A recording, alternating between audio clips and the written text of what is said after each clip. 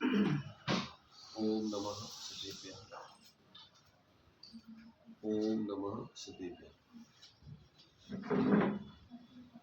मंगलम भगवान वीरो मंगलम लौतमो मंगलम कुंद कुंदाद्यो जैन धर्मो सुमंगलम सर्वमंगल मांगल्यम सर्वकल्याणकारकम प्रधानम सर्वधर्माणां जैनं जयतु शास्त्रम् जैनं जयतु शास्त्रम् सकल विभाव अभाव कर किया आत्म कल्याण परमानंद सुबोधमय सिद्ध भगवान आत्म सिद्धि के मार्ग का जिसमें सुभग विधान उस समाधियुत तंत्र का करूं सुगम व्याख्यान।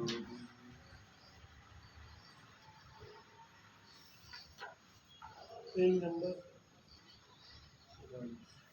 44 11वां श्लोक।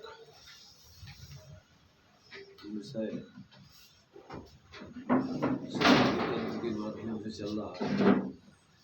इसमें 11 नंबर का अपना श्लोक चल रहा है। इस 11 नंबर के श्लोक में जिस अज्ञानी जीव को स्वपर के संबंध में सम्यक निर्णय नहीं होता है, अध्यवसाय चलता रहता है, अन्यथा प्रकार से जानना मानना आदि चलता रहता है, वह किस प्रकार से परिवार आदि जो है बाहर में स्त्री पुत्र आदि आदि जितने संबंधी हैं उनके संबंध में किस प्रकार से वह विचार करते हुए जीता है, इस संबंध में यहाँ पर विशेष खुलासा किया जा रहा है। तो अब देखिए अपन ने सामान्य रूप से उसका कल पढ़ लिया था। अब इसका विशेष थोड़ा स्पष्टीकरण पॉइंट बना करके उस श्लोक के माध्यम से खास तो यहाँ स्पष्टीकरण आध्यात्मिक दृष्टि से चलता है।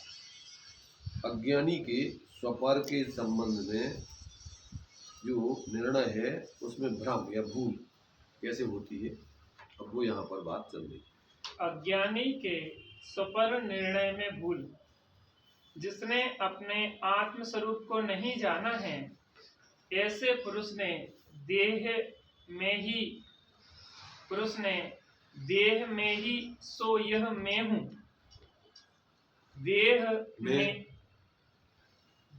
में ही सो यह मैं हूँ ऐसा माना, और देह में ही यह पर है ऐसा माना। यह मोही जीव किसी को तो यह पर है ऐसा भी मानता है, तो भी वहाँ भूल है। पर को यथार्थ रूप से पर भी नहीं समझ पाता है। देह को ही तो निज आत्मा मानता है और देह को ही पर आत्मा मानता है। सो भूल होने के कारण इस जीव के पुत्र भार्या आदि संबंधों में भी भ्रम हो जाता है, संबंधियों में भी भ्रम हो जाता है। देहों में स्व और पर का आशय जब होता है तो फिर रिश्तेदारी की कल्पना होने लगती है कि यह मेरा पुत्र है, अमुक मेरी स्त्री है, आदिक संबंधी इसके भ्रम चलने लगता है। और जहाँ पर के संबंध में भ्रम चला कि वहाँ विडंबनाएं बढ़ती चली जाती है। देखो यहाँ पर ये जितना भी अपने लिए मिथ्या संबंध जो अपने बनते हैं संसार संबंधी, उसका हेतु यहाँ दिया है इन्होंने स्वपर का अज्ञान।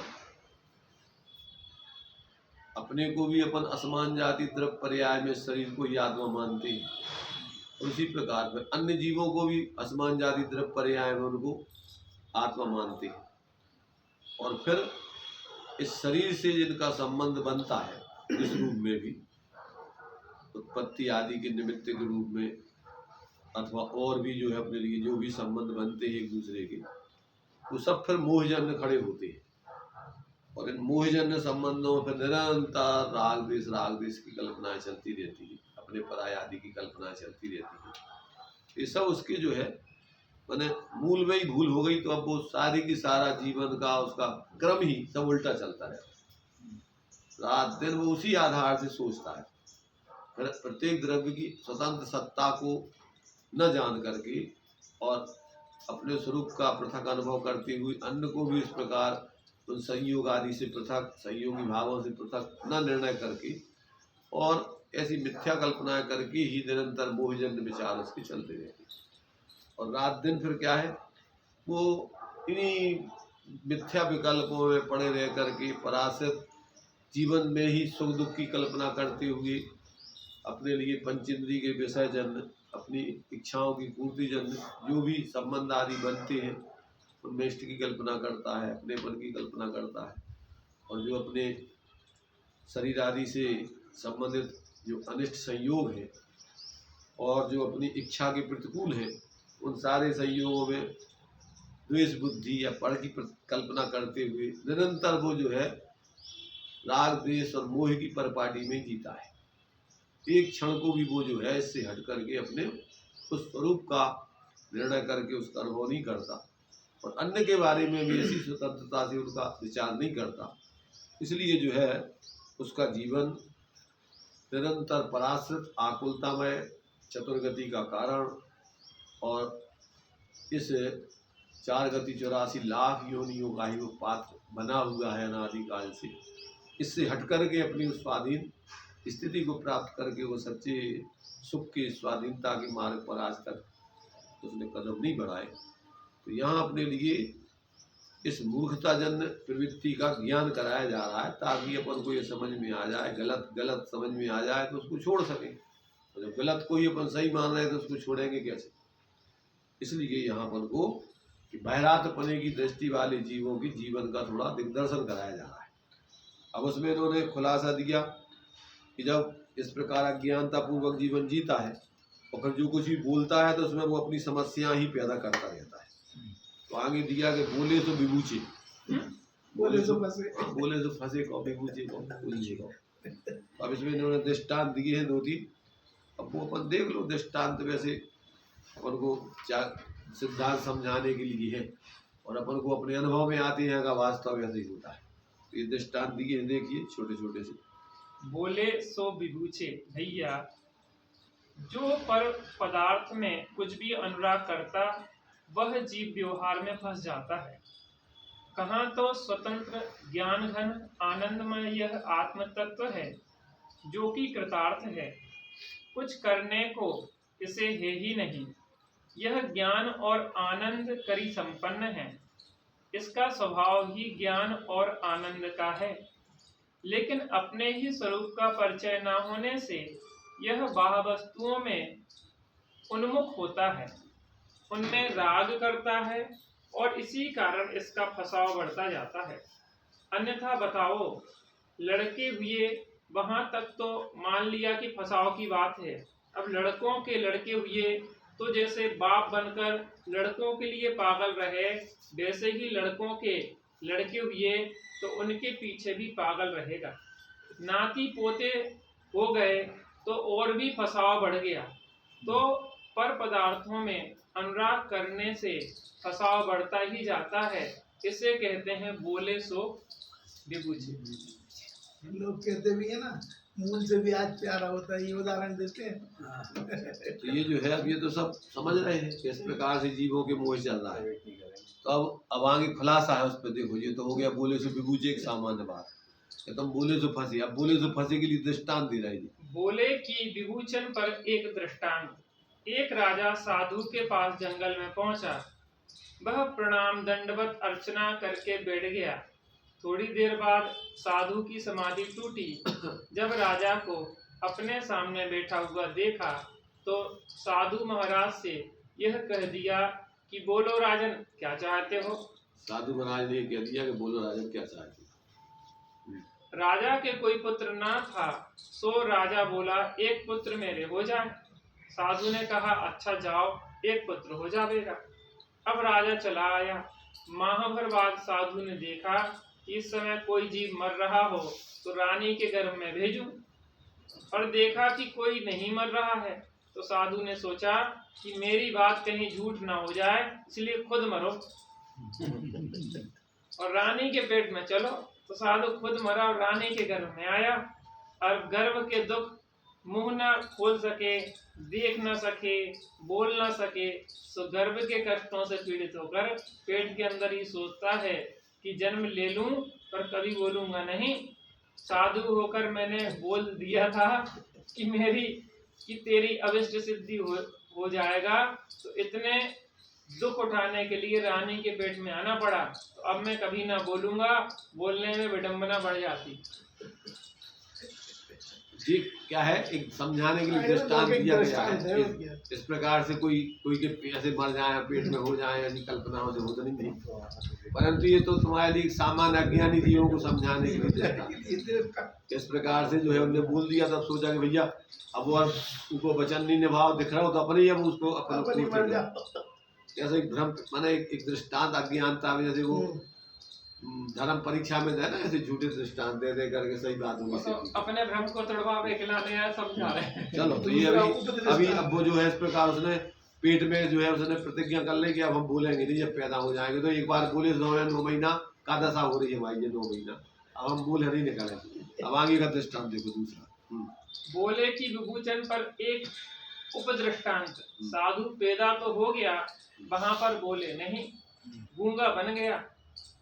अब राजा को बड़ा दुख कि पुत्र किसी तरह से हुआ तो गूंगा हुआ। अब वह 8-10 वर्ष का हो गया, तब तक भी ना बोले। तो राजा ने घोषणा कर दी कि मेरे पुत्र को जो बोलना बताएगा उसे बहुत इनाम दूंगा। एक बार राजपुत्र बगीचे में घूम रहा था, उसमें एक चिड़ीमार जाल बिछाए चिड़िया पकड़ने छुपा हुआ बैठा था। जब चिड़िया ना मिली तो अपने जाल लपेट कर चलने लगा। इतने में ही एक चिड़िया एक डाली पर बोल गई। चिड़ीमार ने लौटकर जाल बिछाकर उसे पकड़ लिया। यह बात देखकर राजपुत्र से न रहा गया और वहीं बोल पड़ा, जो बोले सो फंसे।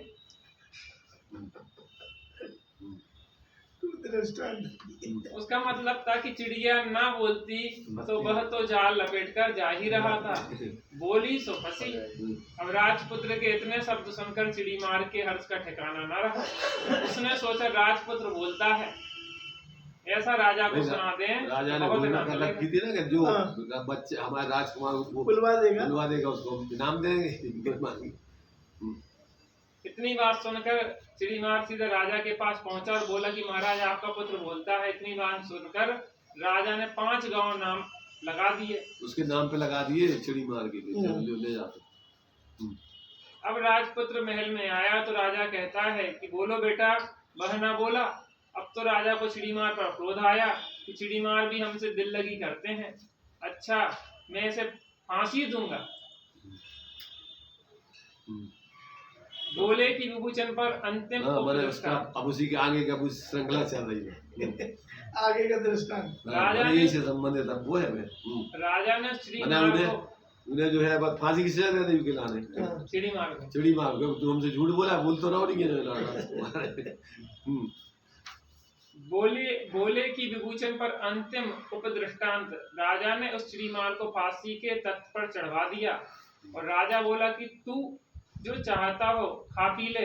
अंतिम इच्छा पूछी जाती ना, जिसको फांसी पे चढ़ाया जाता था, अंतिम इच्छा पूछ रहा है। अभी फांसी का तो आदेश दे दिया, अब उसकी अंतिम इच्छा पूछी जा रही है कि बोल तू क्या चाहता है। जिससे मिलना चाहते हो मिल ले। चिड़ीमार बोला महाराजा मुझे कुछ ना चाहिए, सिर्फ 2 मिनट को आप अपने पुत्र से मिला दो। मिला दिया। अब राजपुत्र से चिड़ीमार कहता है कि हे राजकुमार, मुझे मरने का जरा रंज नहीं है।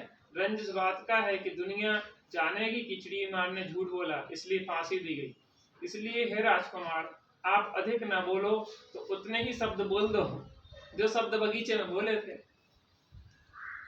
वह राजपुत्र अब उतने ही शब्द क्या बोले, उसने तो भाषण दे डाला।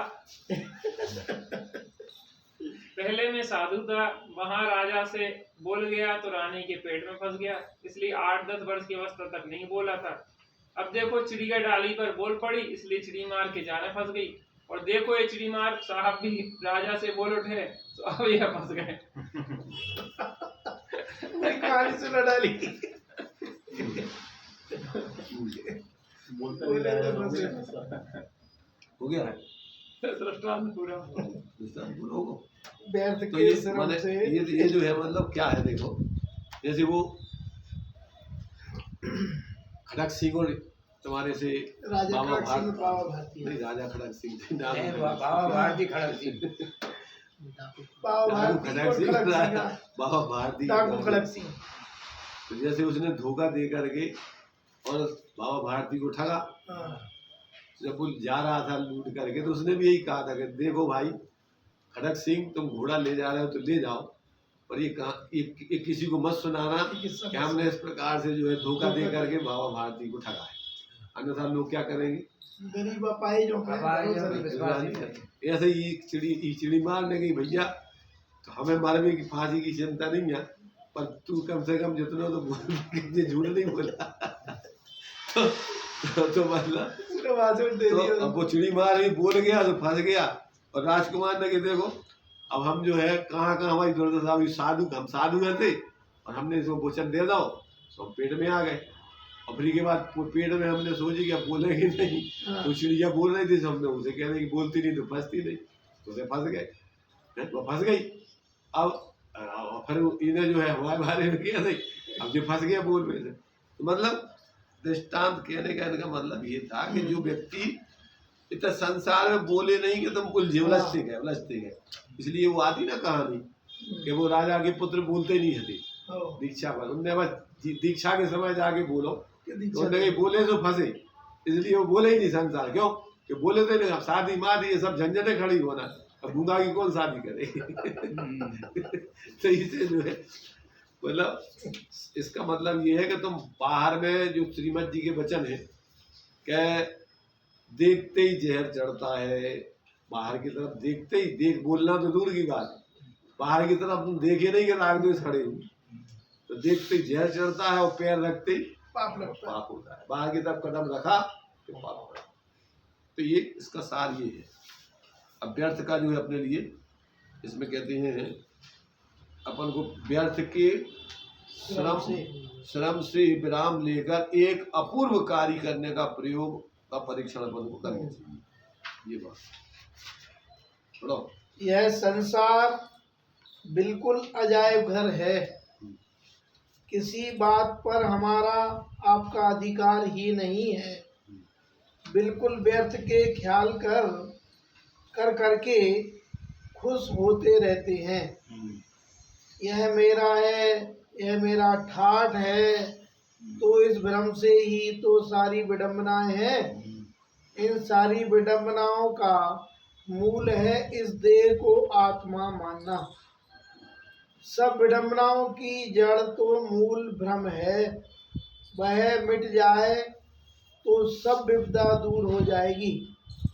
सुख पाने के लिए कोशिश बहुत करते हैं मनुष्य जन, बड़ा भ्रम करते हैं, उसका 100वां हिस्सा भी बड़ा ज्ञान- श्रम करते हैं, बड़ा श्रम करते हैं। हाँ, बड़ा श्रम करते हैं, उसका 100वां हिस्सा भी ज्ञान भावना के लिए।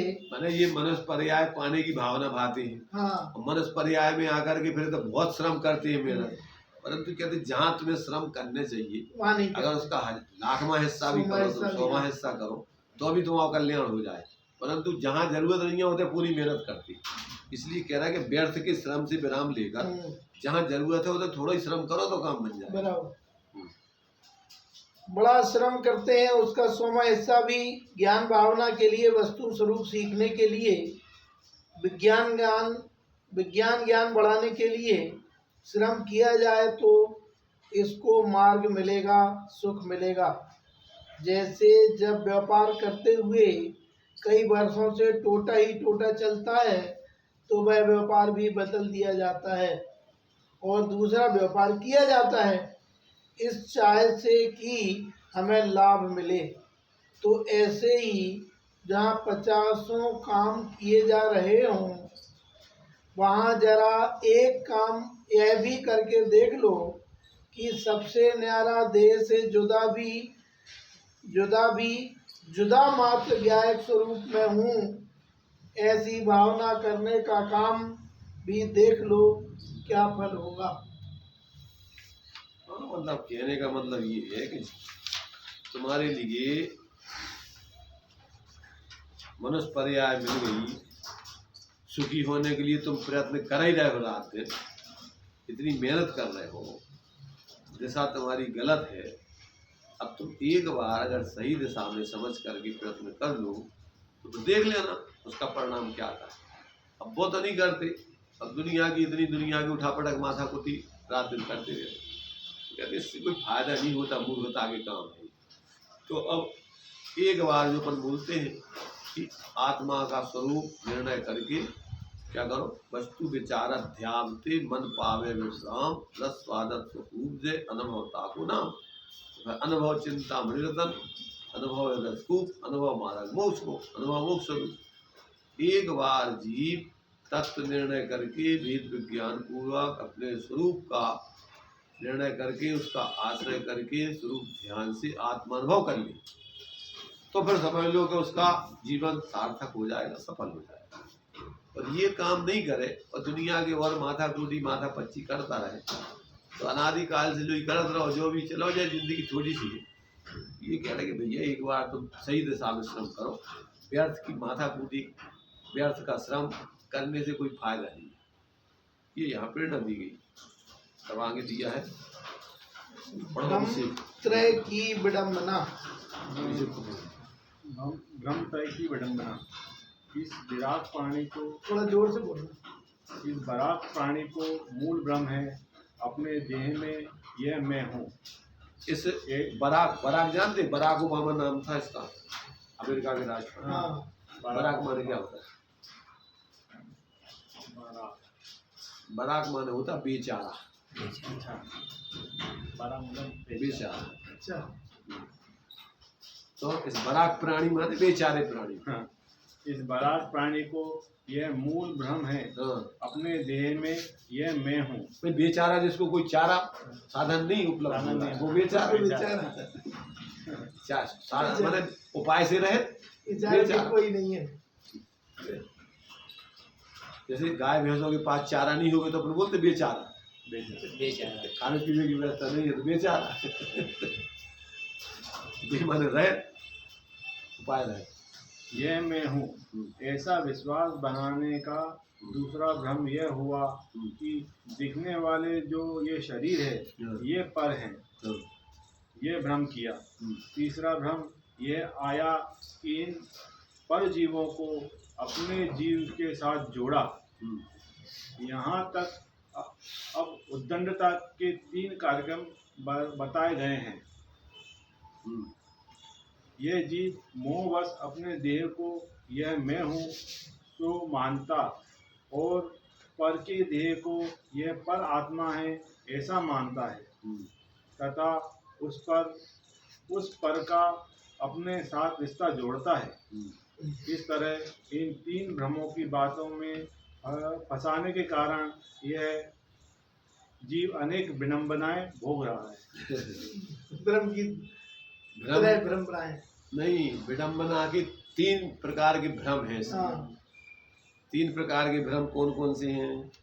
एक तो जो है इसके लिए जो है कि शरीर में अपनापन कर लिया, अन्य शरीरों में उनमें उनका आत्मापना कर दिया और फिर उनसे अपना नाता जोड़ लिया। स्वतंत्र को अपना मान लिया। अब ये इसकी सारी विडंबनाओं की मूल जड़ है। अपना स्वरूप नहीं सही जाना, दूसरों को स्वरूप नहीं जाना और एक दूसरे से अपन ने जबरदस्ती की रिश्तेदारी खड़ी कर ले, जिससे कोई मतलब नहीं। वहाँ अनेक विडम्बना है भोग रहा। अब ये विडम्बना, 3 मूल विडम्बनाओं के सामने 3 भ्रम, अरे 3 और फिर विडम्बनाओं का अंबाल लग लग गया। गया। ऐसा ही बोलते ना अपन के, शादी एक ऐसी घटना है हाँ। कि जिसके बाद दुर्घटनाओं के अंबाल लग अंबाल लग जाए। एक शादी कर ली तुमने, अब तुम्हारा समझ लो कि पूरा का पूरा 24 घंटे का, जैसे पानी में समुद्र में एक पत्थर फेंक दूं तो लहर लहर लहर लहर पूरे समुद्र में लहरें लहरें पैदा हो जाए। ऐसे जहां तुमने एक भ्रांति की, वहां से सब भ्रांतियों का समूह जीवन में खड़ा हो जाए। अंतर भावना की मूल आवश्यकता। हाँ। भैया सुख के अर्थ भगवान की भक्ति भी करते हैं, स्तवन पूजन भी करते हैं, और बोलते जाते हैं, पर रटा हुआ है तो बोल जाते हैं, पर वहाँ दृष्टि अंतर में नहीं बन पाती है। आत्म के अहित विषय कषाय, इनमें मेरी परिणति न जाए, ये खूब रटा हुआ है, फर्क नहीं आ सकता है। बोलक जाते पर फर्क जीवन में रंच मान लिया। बोलने में ही फर्क नहीं है, लेकिन रंच में अंतर जीवन में फर्क नहीं है। जैसे हम बोलते हैं, आप बोलते हैं, सब बोलते हैं, पर बोलते समय में भी अपनी गलती पर अफसोस हो और ये गलती अब न बने, ऐसी अंतर में भावना हो तो हमारा आपका स्तवन सार्थक है, अन्यथा तो सब एक ही बात है। मानो विषय कषाय भोगने की विधि हो कि भगवान की पूजा कराएं और फिर विषयों की परिग्रहों को, आरंभों को खूब किया करें। ऐसा कुछ रूटीन सा बन गया है। किसी क्षण इस विरक्तता पर दृष्टि तो जानी चाहिए, यह मैं समस्त पर पदार्थों से भिन्न केवल स्वरूप मात्र हूँ। विविक्तता पर दृष्टि तो जानी चाहिए। ऐसा है, अन्य लोगों में मानते हैं एक बार गंगा जी स्नान कर आओ, साल भर के लिए आपको छूट मिल गई, काहे पाप करने की, पाप करने की, क्योंकि गंगा जी धो देती है। ऐसे अपन एक बार भगवान के सामने बोले आओ, आत्म के है विषय कसाय में मेरी परिणति न जाए, मैं रहूँगा आप में आप नहीं सुकरऊ हो जो निजाधीन, ऐसी बोल के मान लो कि अपन भगवान से ऐसा बोल करके पूजा पाठ करके और विषय कसायों में भोगने की अपन वो ले आए, क्या अनुमति ले आए उससे, परमिशन ले आए। तो ये कह रहा है कि भैया तुम ये अकेले बाहर में बोलते ही रहोगे कि भावना तुम्हारी अंतर में भी जो बोल रहे हो को लागू करो, और अगर ये लागू नहीं करोगे तो काहे तुम होगे, इसे का होना जाओ बताओ। इसे तुम्हें और एक भ्रम होगा कि हम तो रोज न जाते हैं भगवान के पास, करत तो है पूजा पाठ, कोई ना पूजा पाठ अच्छा कार्यक्रम पूरा नहीं। बहुत देखो, जैसे अपन भोजन करने तो भैया दर्शन करके आओ, तो जैसे अपन ने भोजन करने के लाने दर्शन करने की एक वो अपन ने एक व्यवस्था बना ली कि अगर भोजन करने हैं तो जैसे छोटे बच्चों से माँ बाप ले दोगे तो अंदर नहीं जाओगे तो रोटी नहीं मिलेगी, ऐसे ही अपन ने जो है रोटी खावे को एक साधन बना रखो भगवान करने की, भगवान की दर्शन या संसार के पाप करने के लाने छूट ले रखी है, भगवान की पूजन पाप कर माध्यम बना रखो, उल्टो होगा। देखो एक दृष्टांत इसके ऊपर समझे, एक व्यक्ति को बीड़ी सिगरेट पीने की आदत थी बहुत। साधु जी के पास गया, साधु जी ने कहा भैया ये बीड़ी सिगरेट अच्छी बात नहीं है, छोड़ दूंगा। कहने लगे महाराज हम छोड़े दे रहे, पर एक छूट दे दो। बोलो कैसी छूट सर? तो भोजन के बाद तो हमें बहुत तलब लगती है, भोजन के बाद एक लिया करेंगे, हमें बाकी छोड़ देंगे। साधु जी ने कि चलो भाई अभी मान लो कि अब तुम प्रारंभ में अभी एक रख रहे हो भोजन के बाद, तो एक रख लो, बाकी सब छोड़ दो। ठीक है महाराज। कब वो जब तलब लगती तो पहले भोजन करा और बाद में बीड़ी पिया लगा, तो कब को तो और भयंकर बीमारी हो। तो उन्हें जो है क्या करो कि भोजन बीड़ी पीवे का माध्यम भोजन को बना लिया। तो महाराज ने कही भैया तुम बोले कि महाराज हम तो बहुत बीमार हो गए, कब हो? लगे हम कब हो गए? हमने कही तलब लगा तो भोजन कर, भोजन भूख तो नहीं देंगे और हम भोजन कर ले, तो वह डबल बीमारी हो गई। अब वो तो बीमारी यही है, एक बीमारी गलियां निकाल दिया। ऐसी अपनी दशा है कि अपन को कहा है कि अभ्यासों से कछु मंदिर में ना कछु अपन को आगे की इच्छा है ना अपन को कछु रुचि है, परंतु अब समाज में रहना है, धार्मिक धार्मिक धार्मिक बने रहना है, तो भैया जाओ जरूरी है, मजबूरी है। अब जाओ एक आकुलता अपन ने पैदा कर ली। अगर उधर रुचि नहीं है, समझत नहीं है, तो अपन को इतना तो काम तो अपन को वो अपन को लग रहा हो कि जो अपनो काम जो जरूरी है और इके लाने टाइम चाहिए, तो उतना टाइम होते और लग जाए सुबह और आकुलता फिर होता वो जल्दी जल्दी के भैया जल्दी ये खबर अब बहुत तो टाइम हुआ होता खराब हो। अगर अंदर से व्यक्ति को रुचि नहीं समझ के नहीं करोगे तो ऐसी दूरी व्यक्ति निभा करके अपनी जिंदगी पूरी कर रहा है, आज तक करता रहा भ्रम में अपने उड़ाने।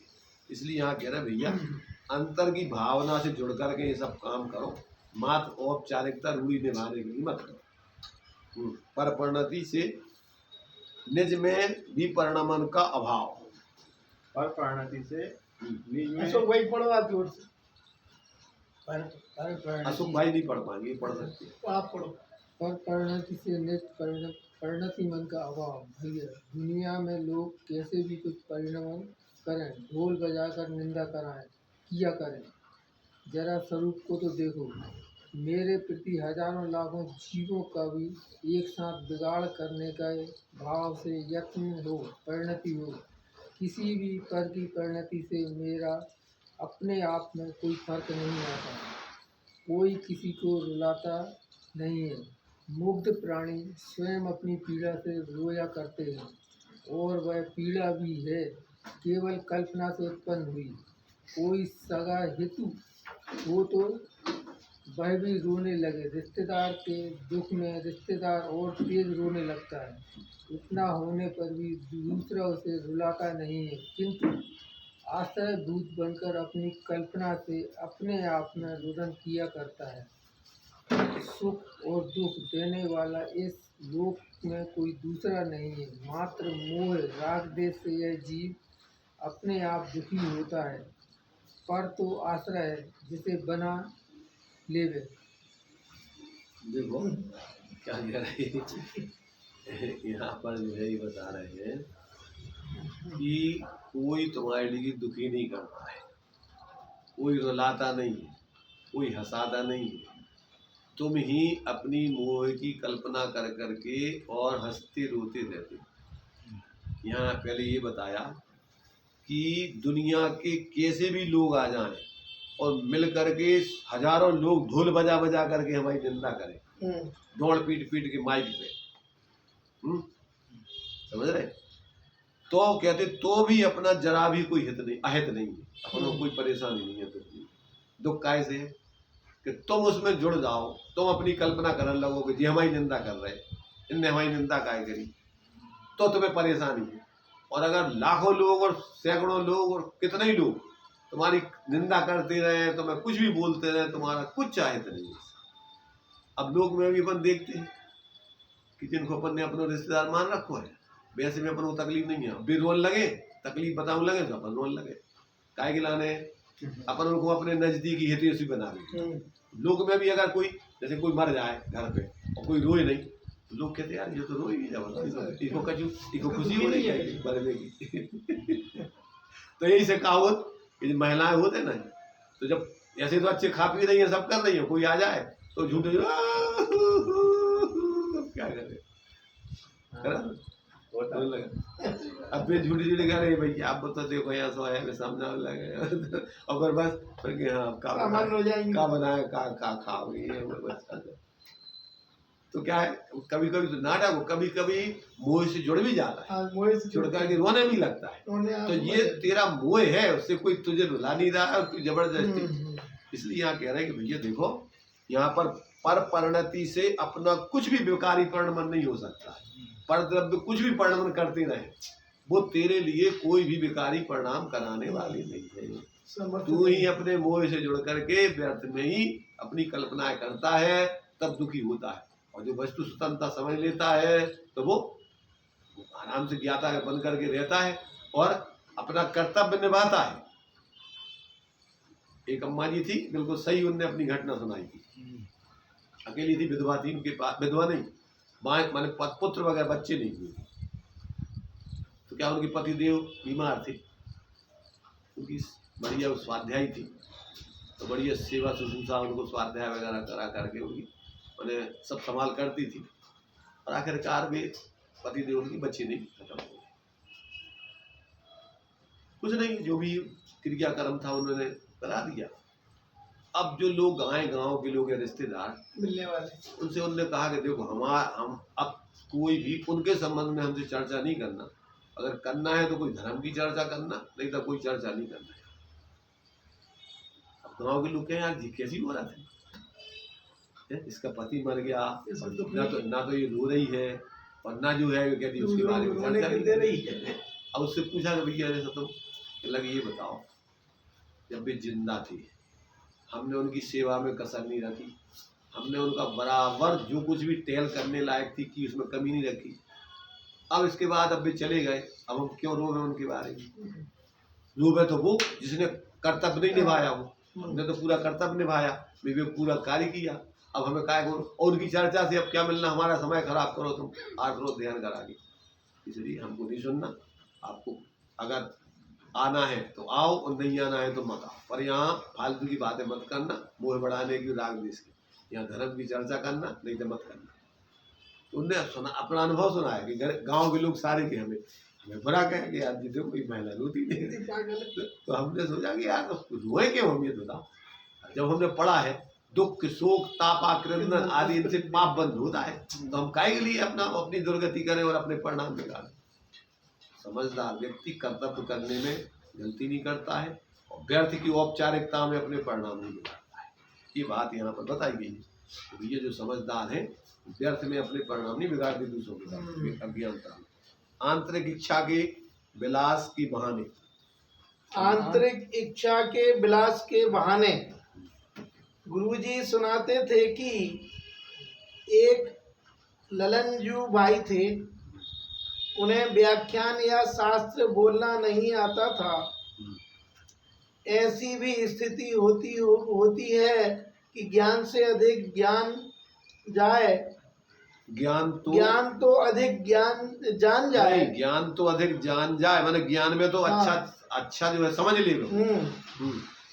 तो ज्ञान तो अधिक जान जाए पर प्रयोग में व्यवहार में बोलने में नहीं ला सकते। मैंने क्या है कि देखो, एक होता है जानकारी और एक होता है लोक में उसका उसका व्यवहारिक दृष्टि से बोलना चाहिए। दो चीजें ये बता रहे हैं कि बोल वो नहीं जानते, ज्ञान तो अच्छा होता उनके पास। अच्छा, तो उसने क्या किया, मानो रामायण ली और जंगल में पहुंच गया। लोगों के बीच तो बोलने में झिझकता था, सो जंगल में ही पेड़ों को आदमी समझकर कि हमारे श्रोता तो ये हैं, तो पेड़ों को रामायण सुनाने लगा।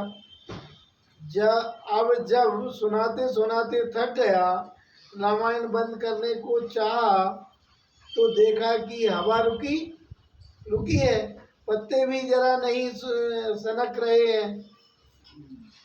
सो उन वृक्षों से कहता है कि अब तुम चुपचाप हो गए हो, मालूम पड़ता है कि तुम्हारे सुनने की अब इच्छा नहीं है, और यदि हवा तेज चले और रामायण बंद करने को हो तो क्या यह नहीं कहा जा सकता है कि तुम बड़ा मना करते हो, हाथ हिला हिला कर मना करते हो। अब उन्हें सुनना नहीं है, अब तुम्हें मना कर लो, अब तुम्हें सुनना नहीं है, मना कर लो। ऐसा कहकर भी तो पोथी पत्रा बंद करके जाया जा सकता है। ऐसा ही बात जीव को सुखी होने की बताई है अथवा दुखी होने की बताई है। वह तो जैसा परिणमन करता हो करेगा, पर लगेगा फल उसमें ही, मिलेगा फल उसमें ही। हाँ, मिलेगा फल उसमें ही। कल्पना बनाकर सुखी हो लेगा अथवा दुखी हो लेगा। कुल मिलाकर देखो दृष्टांत दिया इन्होंने कि जिसके लिए अपना हित करना है वो हर परिस्थिति में उसमें से अपने हित की बात निकालेगा, और जिसको अपना कल्याण करना है उसके लिए हर परिस्थिति में वो अपन लोग में बोलते हैं भैया जिसको लड़ना है तो बहाना चाहिए, कोई ना कोई बहाना। बहाना ढूंढ ले दो, तो जिसको हित करना है उसको बहाना चाहिए। वो अपना तो ये दृष्टांत दिया इनने कि वो बोल बहुत नहीं है तो समाज में अच्छे से बोल नहीं पाता, ज्ञान तो अच्छा हो तो वो जो है जंगलों में जाकर के वो पेड़ों को सुनाने के लिए रामायण अपने सुनाओ लगो, तो सुनाओ जो है जब वो हवा शांत हो गई तो अब जो थक गओ तो ये कही कि भैया देखो अब तुम जो है सुनवो नहीं चाहती से, अब तुमने जो है हिलना डुलना पंखा पत्ते हिलाना बोलना बंद कर दिया, चलो हम भी अब जो है नहीं बोला थे। और कह रहे कि अगर तुम्हारे लाने अगर बोलने नहीं हुए तो पत्ता हिलन लगे तुमको, तुम मना कर रहे हो भैया कि हम नहीं सुनने, बहुत सुन लो हमने, बहुत सुन लो, वैसे कर सका तुम ये तो तुम्हारे ऊपर है कि तुम ऐसा कौन सोच रहे हो तुम।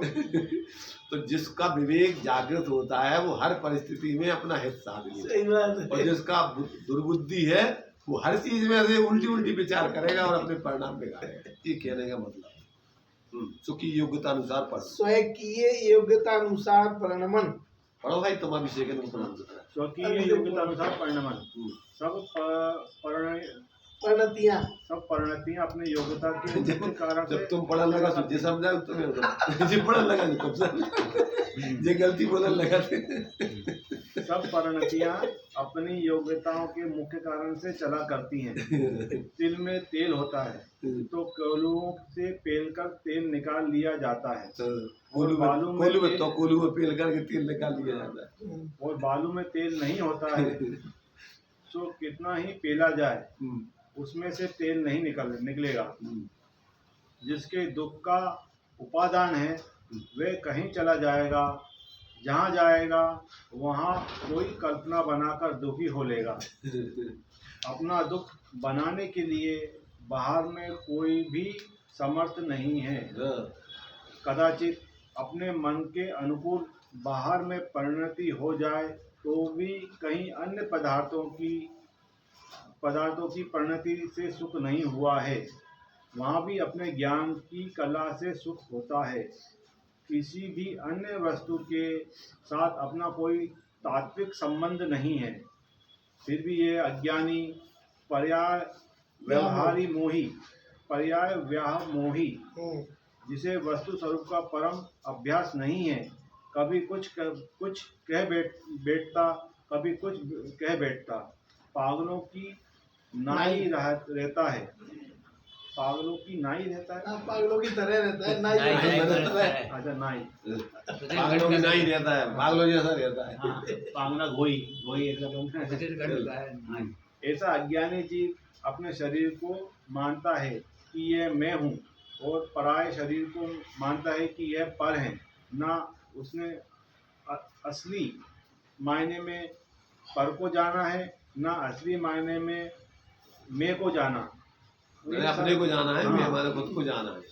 इन सब व्यवस्थाओं से पृथक ज्ञानानंद मात्र आत्म तत्व के दर्शन बिना यह जीव कहाँ कहाँ डोल रहा है। देखो क्या है, देखो दृष्टांत वगैरह इनमें अपन को बहुत सरल समझ में गिलाने रहे हैं। अब अपन लोग पहले तो हिंदी पढ़ो नहीं आओ तो पढ़ो अच्छे से भाव भूल गए।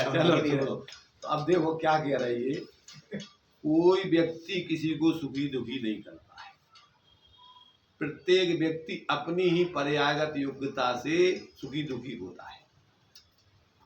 जिसने तत्व ज्ञान नहीं किया, जिसको वस्तु स्वरूप का निर्णय नहीं है, जिसका मोह तीव्र है, उसके लिए तुम जहाँ भी भेजो उतने वो परेशान होगा।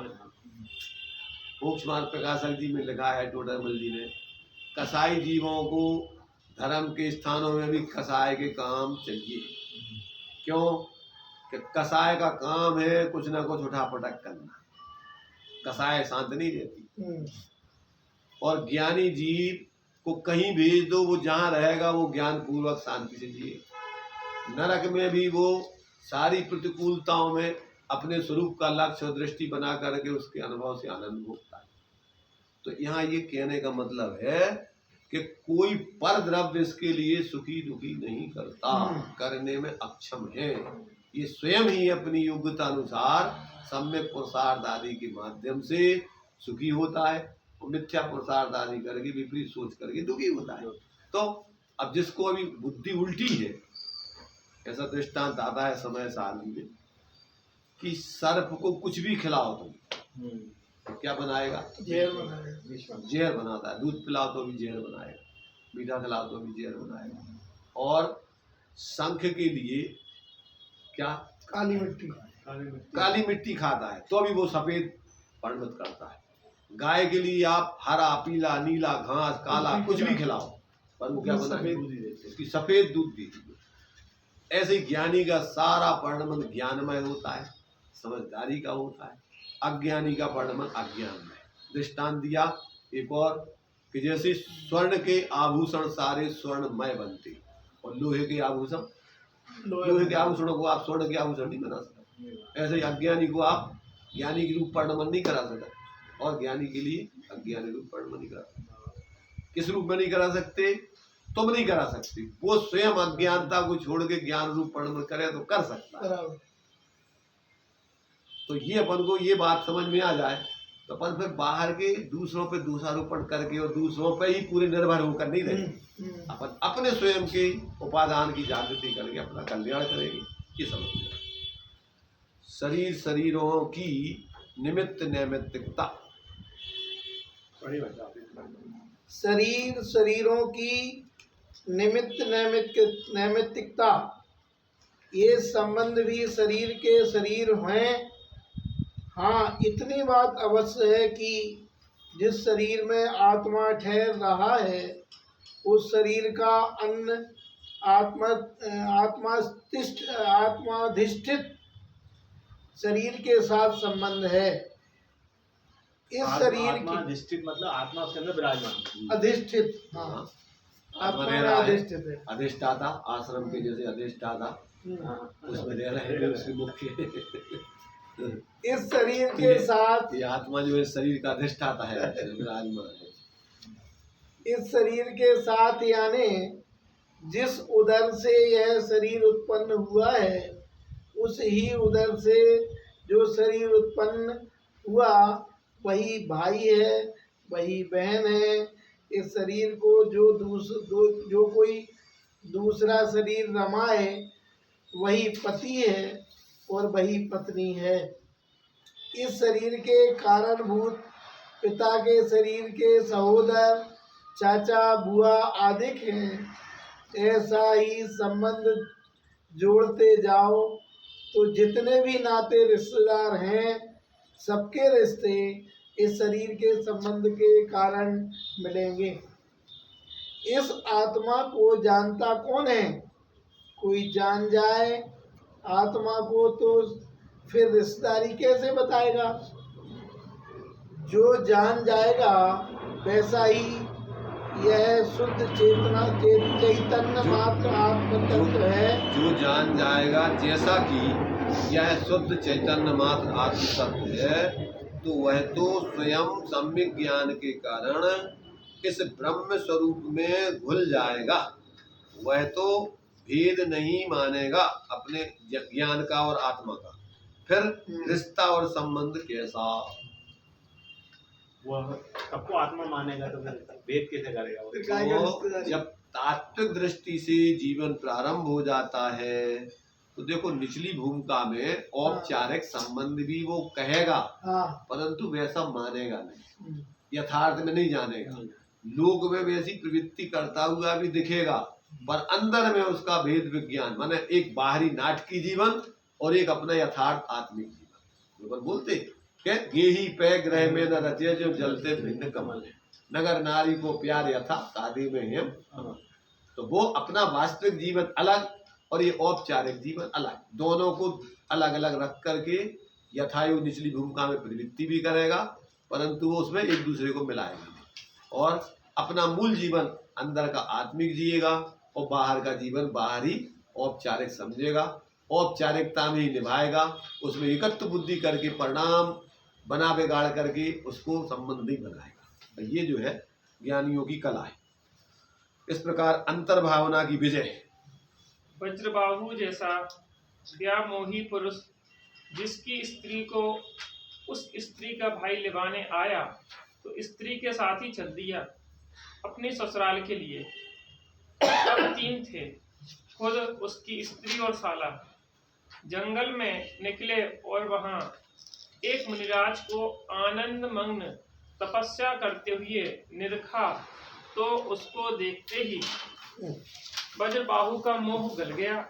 अहो, यह विविक्त आत्मा कैसा आनंद विभोर वज्र भानु लिखा है, वज्र बाहु लिखा वज्रभानु वज्रबाहु है वैसे। है। चलो अहो, यह विविक्त कोई भी आत्मा हो पर दृष्टांत हाँ, समझ लो, ठीक है। नाम है छप जाती हूँ। कैसा आनंद विभोर है। वह धर्म में लीन है और यह मोही में स्त्री के साथ साथ जा रहा है, जा रहा हूँ। जा रहा हूँ, और यह मोह में स्त्री के साथ साथ जा रहा हूँ। इतने में उसके वैराग्य सवार हुआ, मोह टला, एक टकी लगाकर देखने लगा। साला दिल लगी करता है कि क्या तुम मुनि बनना चाहते हो। उसे उत्तर देने का मौका लग गया, मैं बनूंगा तो क्या तुम भी बनोगे। यह जानता था कि यह मुनि नहीं बन सकते हैं, सो कह दिया हाँ। लो, वह वज्रभानु निर्ग्रंथ साधु बन गया। यह घटना देखकर साले का भी ज्ञान वैराग्य जगा, वह भी साधु हो गया। दोनों की इस ज्ञान लीला को निरख कर स्त्री का भी वैराग्य बढ़ा और वह भी यारिका हो गई। अब इन दोनों को पता नहीं कि कहाँ है वज्रभानु अब इन दोनों को पता नहीं कि कहाँ है वज्रभानु के घर वालों को, न उस स्त्री के घर वालों को। तो ये सब रिश्तेदारी देह के और मोह के हैं, आत्मा के नहीं है। मैं देह से न्यारा चैतन्य स्वरूप मात्र एक आत्म तत्व हूँ। ऐसी भावना ज्ञानी जीव के होती है। अज्ञानी तो ममत्व बढ़ाकर हाय हाय करके पर संचय में ही अपना समय खो देता है। इसी संबंध में अब और आगे कहा जाएगा। क्या कहा है इसमें? जैसे उन्होंने देखो, ज्ञान और अंतर भावना की विजय।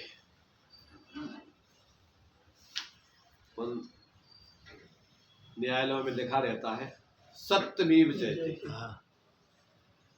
सत्य की सदा विजय होती है। मोह की कितनी देर तक की लीला है, भले अनादिकाल से चल रही परंपरा से, पर एक क्षण की जागृति सारे अनादिकालीन मोह की, सारे अंधकार की लीला को समाप्त कर देती। तो कितना मोह, पहले तो ये दृष्टांत दिया कि जिस पत्नी के व्यामोह में वो उसका भाई लेने आया, तो उसको छोड़ करके वो नहीं रह सकता है, साथ में ही वो अपने साले के साथ, पत्नी के साथ जा रहा है। हाथियों पहले विदाई बड़े बड़े लोगों की होती है, हाथी बैठे जा रहे हैं, मतलब लौकिक में बेशरमताई की पराकाष्ठा हो गई। और देखो जब होनहार अच्छी आई हो, जब उसका ज्ञान वैराग्य जगा, तो ऐसी स्थिति में भी रास्ते में, अब चूंकि पहले जंगल रास्ते बहुत पड़ते थे इस प्रकार के, बैठे मुनिराज कहीं पेड़ के नीचे ध्यान में, और उसने देखा ऐसी बढ़िया सुंदर उनकी शांत मुद्रा, और ऐसे भाई पहले तो ज्यादातर राजा महाराजा ये सब बड़े बड़े लोग दीक्षा ले लेते थे, वैराग आता था। ऐसे महापुरुष बैठे हुए कितना आनंद से आनंद भोग रहे बैठे। उसने देखा वज्रबाहु ने, यार ये देखो कितना बढ़िया सुंदर जीवन है, उसके अंदर भी जागृति के देखो अपन क्या कर रहे हैं, और ये देखो क्या कैसा जीवन जी रहा है। अब अंदर उसका ज्ञान जागृत हो गया, मोह क्षीण होने लगा। ऐसे देखते देखते और उसके साले को मजाक उड़ा, साले बहनों की तो मजाक चलती। तो उसने सोचा क्यों, आप क्या मुनि बनना चाह रहे क्या? का विचार। अब उसको भी मौका का अच्छा अवसर दिखा कि ये साला है और इसको ये तो बनने वाला, मैंने उसने सोचा पहले कि ये तो बनने वाले है ही नहीं, और उसने भी सोचा कि अब अच्छा मौका है इसको उत्तर देने का। तो उसने कहा कि अगर हम बन जाएंगे तो क्या तुम भी बनोगे क्या? हाँ हम भी बन जाएंगे। अब उसको तो वैराग ही गया था, बस गया तो मुनिराज के सामने बस उसने उपदेश दिया, वैराग दीक्षा ले ली। उसने भी वैराग से दीक्षा ले ली। अब पत्नी बाबू उसकी बहन और उसकी पत्नी सोचती है कि हम क्या करें वहां जाके। वास्तव में तो वे भी विवेकी तो रहते ही, संस्कारों की बात है और निमित्त की बात है, जब जाग जाए परिणाम। उसका भी वैराग जाग गया, उसने भी दीक्षा ले ली, अर्जी का बन गया। अब कहाँ गए वो नाते रिश्ते, तुम्हें कि हम ससुराल वालों को कम से कम जानकारी तो दे दें भैया, कि मायके वालों को दे दें जानकारी कि भैया घर वालों को दे दें। अरे कौन किस, ये संबंध तो सब औपचारिक है ऊपर ऊपर की। इसलिए जिसका ज्ञान जागृत हो जाता है सारे नाते रिश्ते खत्म, सब आत्मा दिखते हैं, खुद भी आत्मा दिखता है, अपना हित भी इसी में है, सबका हित भी इसी में है। अगर अपन ने अच्छे मार्ग पर चल गए, उनका भी अगर होनार अच्छी होगी तो वे भी इस पर लग जाएंगे, उनका भी चल होगा।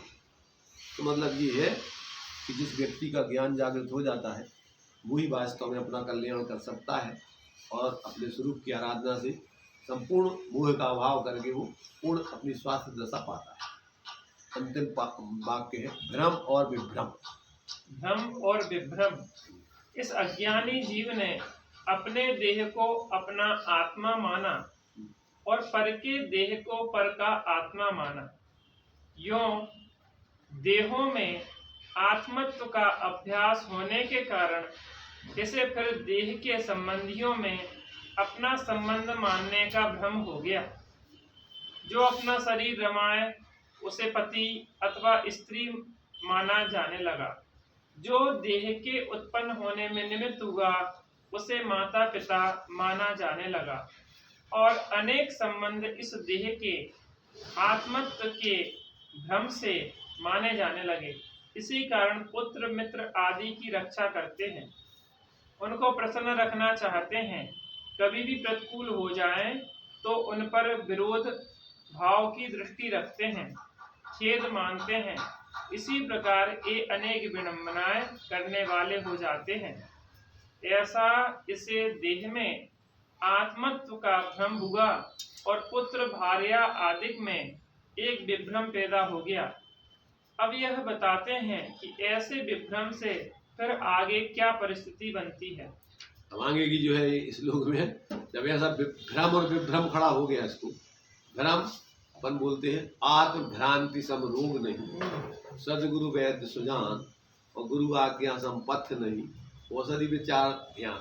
तो यहाँ तो अभी भ्रम के बाद विभ्रम खड़ा करना है, विशेष प्रकार का भ्रम। माने भ्रम के बाद और विशेष संकल्प और विकल्प। हाँ, जहाँ तुमने एक चीज में अपनेपन का अथवा कर्तृत्व पने का स्वामित्व पने का संकल्प किया कि अब विकल्पों के अंबार खड़े हो जाए। तुमने सोच लिया कि भैया हमें शादी करना है, अब क्या होगा, बहुत सारे किससे करना है, कैसे करना है, क्या करना है, क्या व्यवस्था बनेगी, कैसा क्या पर कैसा होगा, फिर ला 24 घंटे विकल्प विकल्प विकल्प विकल्प विकल्प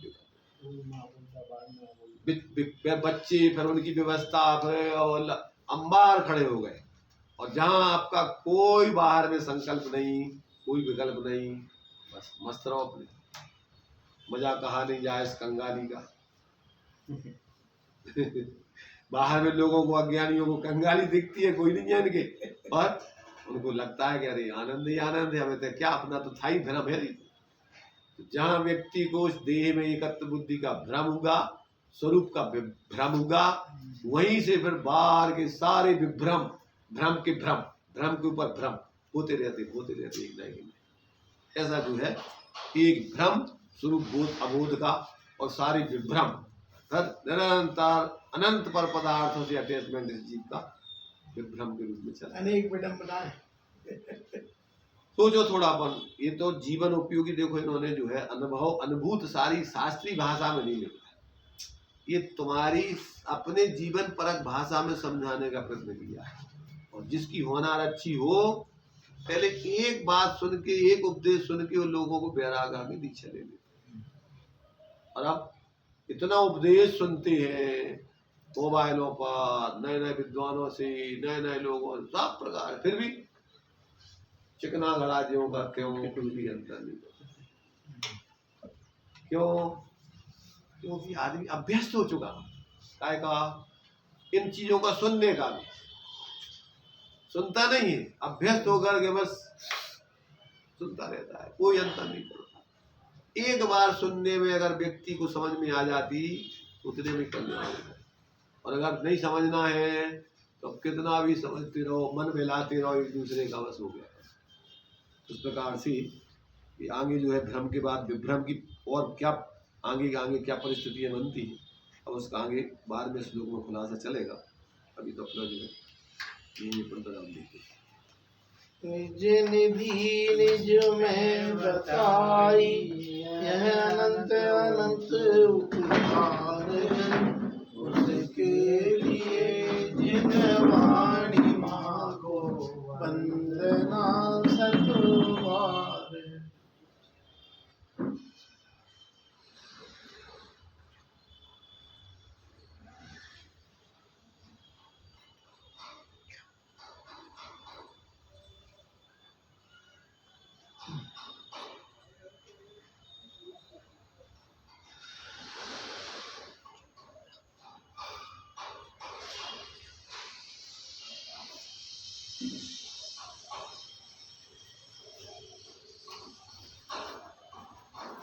द्वादशांगुणी मसा पंच परमेश्वरी।